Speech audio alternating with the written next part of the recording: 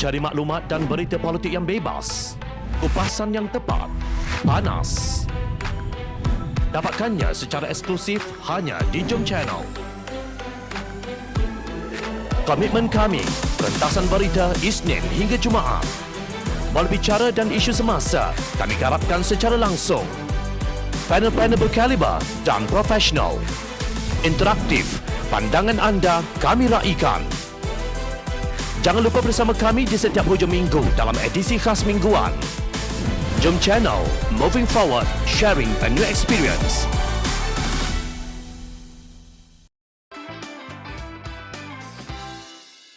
PAS semakin kucelana. PAS mengambil kira soal disiplin secara terpilih dengan mengenepikan isu yang lebih serius seperti rasuah, kata Pengerusi Amanah Terengganu Datuk Raja Kamarul Bahrin Shah. Beliau berkata demikian dengan merujuk kepada kenyataan Setiausaha Agung PAS Datuk Seri Taqiyuddin Hassan bahawa tindakan pemecatan Datuk Khairuddin Aman Razali adalah semata-mata sebab disiplin. Raja Kamarul yang juga bekas ahli PAS mendakwa kenyataan Taqiyuddin itu tidak tepat kerana isu sebenarnya berpunca dari perpecahan politik dalaman. Isu disiplin disebut oleh Setiausaha Agung PAS sebenarnya adalah kerana pihak lain memilih untuk memiliki pandangan berbeza, sedangkan wala adalah satu-satunya cara yang dibenarkan dalam PAS hari ini, tegas beliau.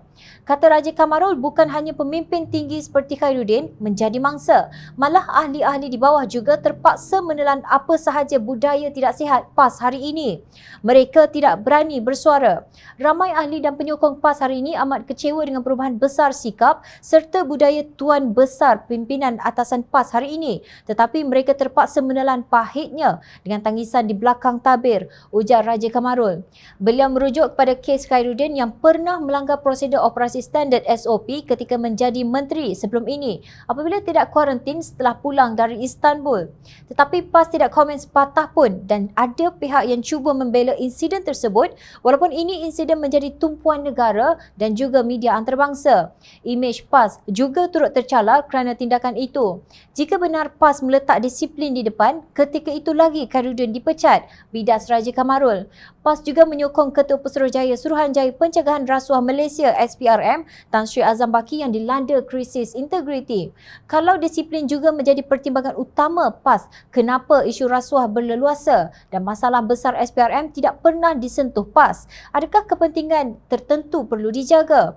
Bukankah sebagai sebuah parti pemerintah kerajaan hari ini, PAS juga perlu ambil berat isu disiplin membendung rasuah juga? Soalnya, menurut Raja Kamarul, terdapat banyak poster digantung untuk jauhi zina tetapi tidak pernah kelihatan poster jauhi rasuah yang juga masalah amat besar.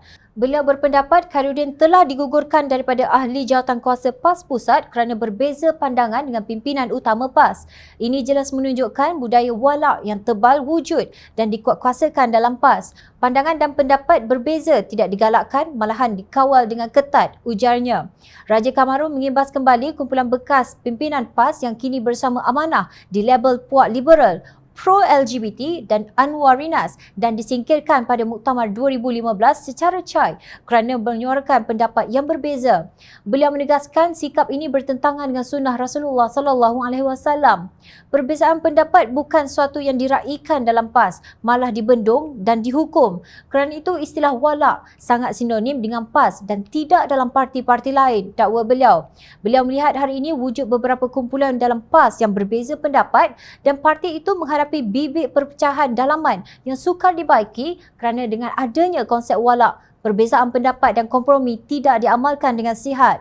Kata Raja Kamarul, beliau sendiri pernah disoal apabila menulis rencana tentang jasa dan ketokohan almarhum Tuan Guru Datuk Ni Aziz seminggu selepas Tok Guru meninggal. Pendekatan almarhum Tuan Guru Ni Aziz tidak lagi menjadi cara atau budaya PAS dan hanya cara pimpinan sekarang sahaja boleh dipakai. Perpecahan dalaman PAS memang berlaku dengan cara tersembunyi hari ini, tegasnya. Melihat gelagat pemimpin PAS yang membawa ke arah situasi kucalana itu membuka satu sisi baru parti tersebut. PAS bukan memecahkan doktrin politik suku, agama suku seperti yang didakwa ahli jawatankuasa PAS Pusat Muhammad Khalil Abdul Hadi. PAS sebenarnya tanpa segan silu sedang mengambil alih doktrin tersebut daripada UMNO. Nampaknya menjadi sungguh slogan mereka, PAS ganti UMNO.